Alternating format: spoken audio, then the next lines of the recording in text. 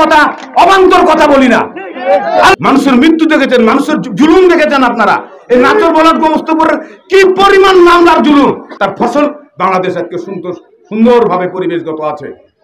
আমার নমিনেশন নিয়ে নমিনেশন হয়, তারপর আমরা দাঁড়িয়েছিলাম। সারা দেশে এটা হয়েছে।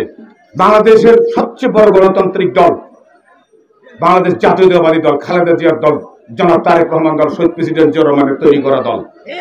আপনারা দেখেন আওয়ামী সরকার ওই আমলে বলেছিল যদি বিএনপি ক্ষমতা আসে কয়েক লক্ষ মানুষ মারা যাবে। জনাব তারেক রহমানের শ্রেষ্ঠ নেতৃত্বে আজকে দেখেন বাংলাদেশে কি সুন্দর পরিবেশ, কিছু অনাকাঙ্ক্ষিত বিচ্ছিন্ন ঘটনা ছাড়া সারা বাংলাদেশ গণতান্ত্রিক অবস্থায় আছে। আমাদের বাংলাদেশ সমস্ত বাংলাদেশ জাতীয়তাবাদী নেতৃবৃন্দ সবাই সুন্দরভাবে মানুষকে শেল্টার দিয়ে দাঁড়িয়েছে।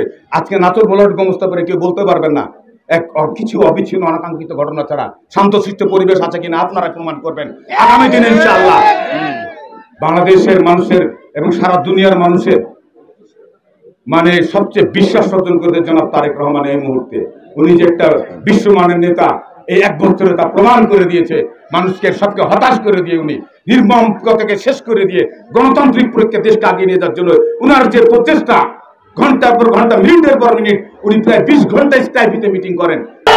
এবং আপনাদেরকে আমি বলি, আমি সচরাচর মিথ্যা কথা অবান্তর কথা বলি না।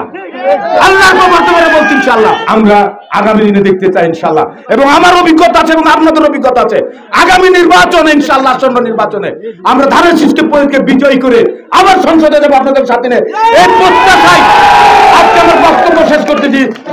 একসাথে কাঁধ মিলিয়ে বাংলাদেশের সামনের দিনের কাণ্ডারি তারেক রহমানের মাস্টার মাইন্ডে বাংলাদেশের যে জুলাই আগস্টের যে আন্দোলন, সেই আন্দোলনের মাধ্যমে সূচিত হয়েছে স্বৈরাচার সরকারকে চিরতরে বাংলার মাটি থেকে উৎখাত করে বাংলাদেশে একটি গণতান্ত্রিক প্রক্রিয়া শুরু করার সূচনা হয়েছে। বন্ধুরা আমার, গত রোজা 3 তারিখে ফাইনাল হয়ে গেছে।